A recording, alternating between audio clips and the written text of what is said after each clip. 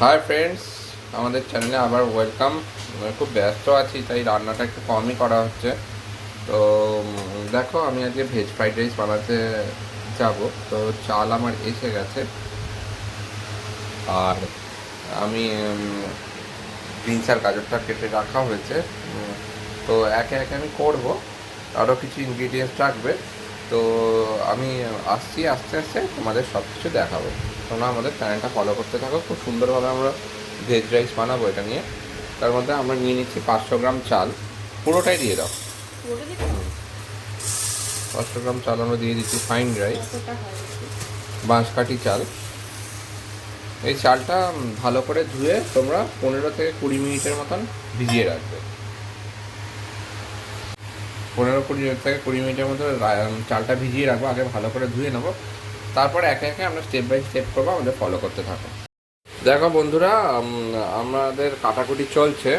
আমাদের কাঁচা লঙ্কা কাটাকুটি হয়ে গেছে, ক্যাপসিকাম কাটাকুটি হয়ে গেছে, আদাটা এরকম আমরা গেট করে নিয়েছি। এবার আমরা কি করব, আমরা গরম জলটাও বসিয়ে দিয়েছি। আর চাল দেখো ভেজানো আছে, 15 মিনিট হলো, চালটা ফুলে ফুলে উঠেছে। তো আমরা গরম জল বসিয়ে দিয়েছি। এর মধ্যে কি কি দেবো আমরা তোমাদের দেখিয়ে দিচ্ছি।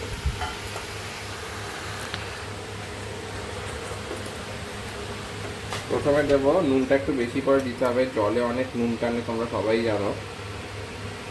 চালটা একটু নোনতা নামানোর জন্য প্রথমে দিয়ে দিলাম নুন, 2 টেবিল স্পুন নুন তোমরা দিয়ে নেবে। তারপরে চাল যাতে না হয়ে যায়, চাল যাতে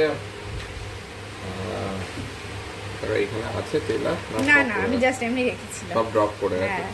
চালটা যাতে লেগে লেগে না যায়, তোমাদের একটা পদ্ধতি বলছি। তার মধ্যে তার জন্য তোমরা দিয়ে দেবে একটুখানি সাদা তেল। এটা সাদা তেলেরই রান্না, সাদা তেল দিয়ে দিলাম, দেখো ফুটছে।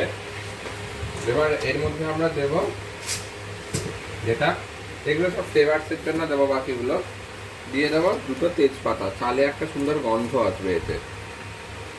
তেজপাতা দিয়ে দিলাম। মনে আগে 500 চালের আমি করছি, সেই হিসাবে অ্যামাউন্ট আমি করছি। তেজপাতা আর ছোটো এলাচ লবঙ্গ একটু দিয়ে দিলাম। দারচিনিটা দিই না, একটা বিকট গন্ধ হয় সবসময়। গরম মশলাতেই বেটার আছে, তো এটা দিয়ে দিলাম। এর ভেতর জলটা দেখতে পাচ্ছ ঝপঝপ করে ফুটে গেছে। এর মধ্যে আমরা দিয়ে দেবো এবার সেটা চালটা আমরা এবার এর মধ্যে ছেড়ে দেবো। দেখো চালটা চলে গেল।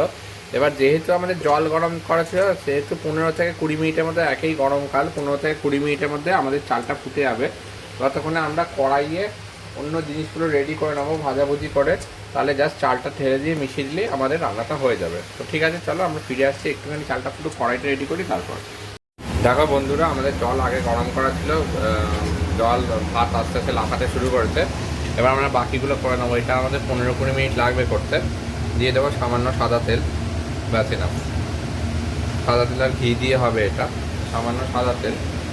এর ভেতর এটা একটু গরম হোক, গরম হলে আমরা বাকি এই সবগুলো দেবো। তেলটা গরম হলে আমরা ফিরে আসছি। দেখো বন্ধুরা, তেল আমাদের গরম হয়ে গেছে। প্রথমে আমরা দেবো বিনস আর গাজর। এটা ইচ্ছা করলে তোমরা সেদ্ধও করতে পারো, কিন্তু আমরা এখানে ডাইরেক্ট ভেজে নেবো। আজকে সেদ্ধ করিনি, অনেকক্ষণ জলে ভিজিয়ে রেখেছিলাম। তো এটা রেডি হয়ে গেছে, অনেকটা নরম হয়ে গেছে। আর যদি আমিষ করতে চাও সেদিনকে তোমরা এটার মধ্যে পেঁয়াজ আর রসুন অ্যাড করতে পারো। হ্যাঁ, আমিষ এখন আমার দেখাবো অন্যদিন একটা। একই প্রসেস, তাই আমি বলে দিলাম। সব দিয়ে দাও, সব দিয়ে দাও। ক্যাপসিকাম, লঙ্কা, আদাটা আমরা পরে দেবো, কারণ আদাটা দিলে একটু জল জলে হয়ে যায়। ক্যাপসিকাম লঙ্কাটা আমরা দিয়ে দিলাম। ক্যাপসিকাম লঙ্কা কয়েকটা কুচি কুচি করে কেটেছি, আর কয়েকটা বড় বড় করেছি। এবার এইখানে দিয়ে দেবো একটুখানি গোলমরিচ দিয়ে, এটা আমরা নাড়তে থাকবো। আমি ভাতে কিছু দেবো না, আমি ডাইরেক্ট এসে দেবো, রান্নায় দিয়ে দেবো। কারণ কাঁচা গন্ধটা আমি সহ্য করতে পারি না, কাঁচা গন্ধ গায়ে ধরে। দেখো 1/2 টেবিল স্পুন গোলমরিচ আমরা এটাই দিয়ে দিলাম। চলো এবার এটাকে আমরা স্টির ফ্রাই করতে থাকবো, নাড়তে থাকবো।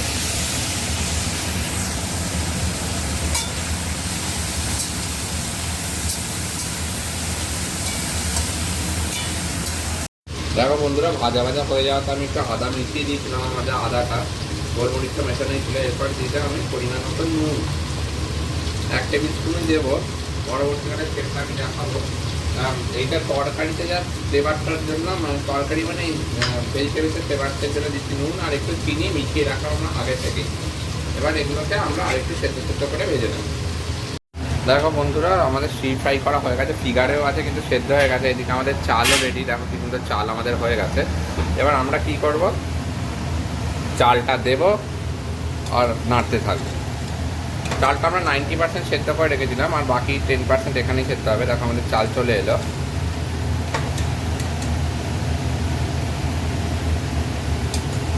এর মধ্যে আমরা একটা কি করব, এখানে আমাদের হাফ চাল প্রায় চলে এসছে। এর মধ্যে আমরা করবো, একটু ধরো, এর মধ্যে আমরা করব কি, আরও একটু চালের জন্য নুন চিনি। যতই তুমি চালে নুন চিনি মেশাও, চালে কিন্তু আমাদের নুন হবে না, জাস্ট একটা ফিগারের জন্য একটুখানি চালের নুন,